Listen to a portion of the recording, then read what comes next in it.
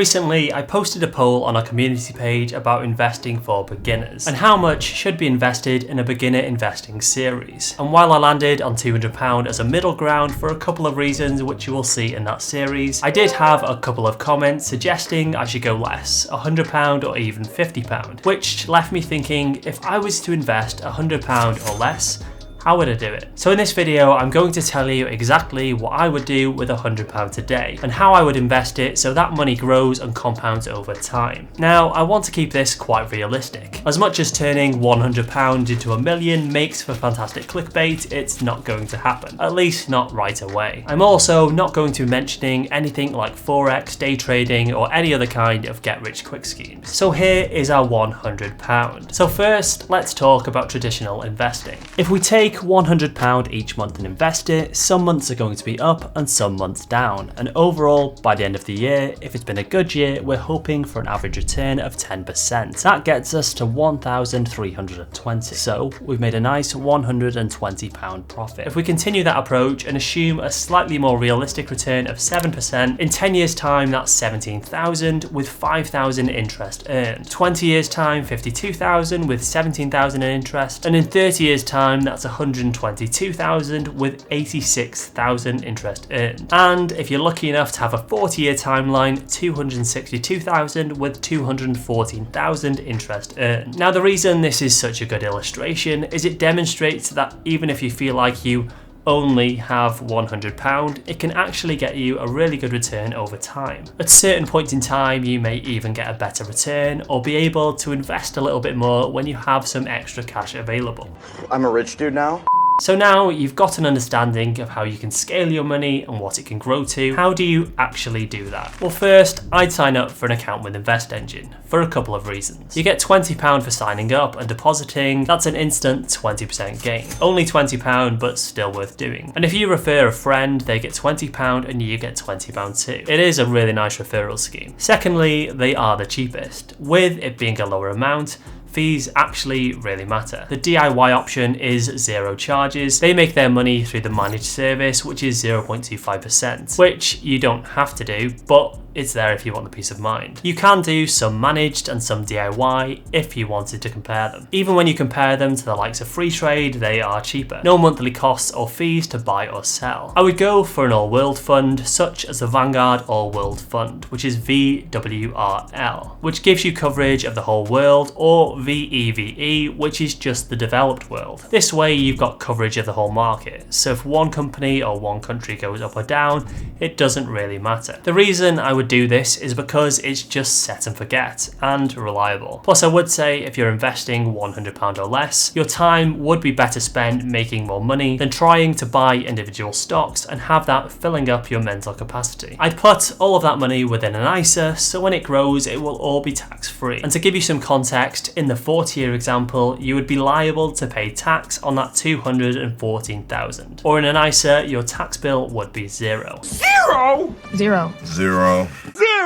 Literally just from choosing the right kind of account, which is crazy. On the flip side of this, you could look at investing under £100 just to use it as a tester. The first example presumes you'll be investing each month, but what if it's just a one-off purchase? You could either just buy a fund to see how it works on InvestEngine, or maybe a couple of them, or you could buy some individual stocks. Now yes, this is much harder than buying funds, as you need to ideally have a grasp if the company will go up or down in the future, but it does give you a tester of how stocks work. You may not become the next trading millionaire, but at least it gives you the basics of buying a stock and owning stock in a few of the companies you like, and just seeing how it works. But I do have to admit, as much as I could wholeheartedly say hand on heart that's the best way to invest for anyone, I do think you could put £100 to better use.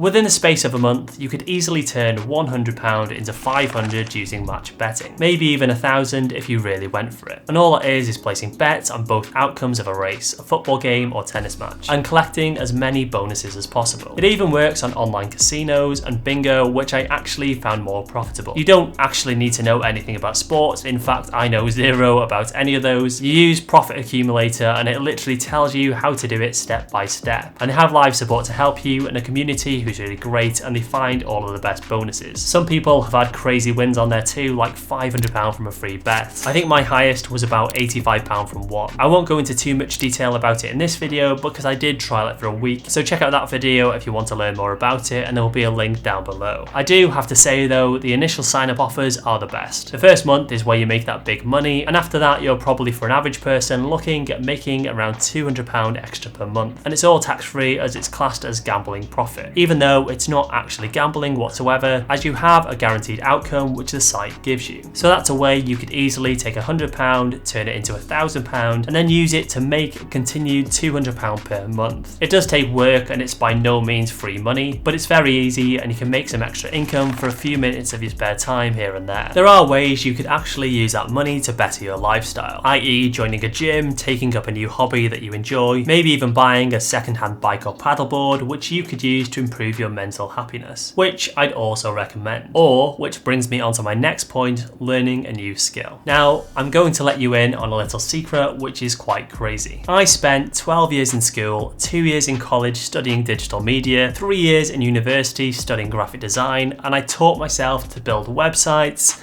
in 2 weeks. Anyway, big secret. Shh. Okay, it's not that extreme because I had to learn my ABCs, and I definitely learned some design skills in college, mostly from trial and error in my spare time using Photoshop, but university actually taught me how to code websites wrong. So when I tried to make a real example and I asked why it wasn't working on forums, they all laughed at me and thought I was crazy. Frustrated with this knowledge, I turned to a website called lynda.com. They've now been bought out by LinkedIn, but essentially they used to have online courses which would teach you anything. The course I took probably wouldn't even be relevant anymore because web design has moved on since then. But since doing that course, I've ran a web design company for 15 years with 2 weeks training. Sure, there was a ton of trial and error and learning along the way, and I've gotten better and better as time's gone by, and I've figured out the business side of things. But the comparison of those times is pretty crazy. So what you could do with your £100 is invest in a course which will make you more money. The best site to do that today is Skillshare because they have quite high barriers to entry for you to make a course, which vastly improves the quality. You can get a free trial to them to save you paying anything up front. I'll link that down below. And this video isn't sponsored by Skillshare like lots of other videos, by the way, in case that's what you're thinking. They just generally have the best site for it at the moment. There's also lots of free resources, but I feel like having it compiled into a course that you sit down and progress through will actually make you do it, rather than just trying to find random videos that overlap and don't cover everything you need. What I would say though is this: pick something practical that you can start making money with quickly. Things like learning advanced coding languages or game development are great if that's your long-term career path. But if it's return on investment you want, look at things like graphic design, social media, copywriting, marketing, video production, and photography. Things you could literally go to a local business and offer them. Just imagine you get one local gig for £200 per month, offering any one of these services. So your £100 investment could literally turn into a £10,000 return. It's not easy, and you do need to put in the work,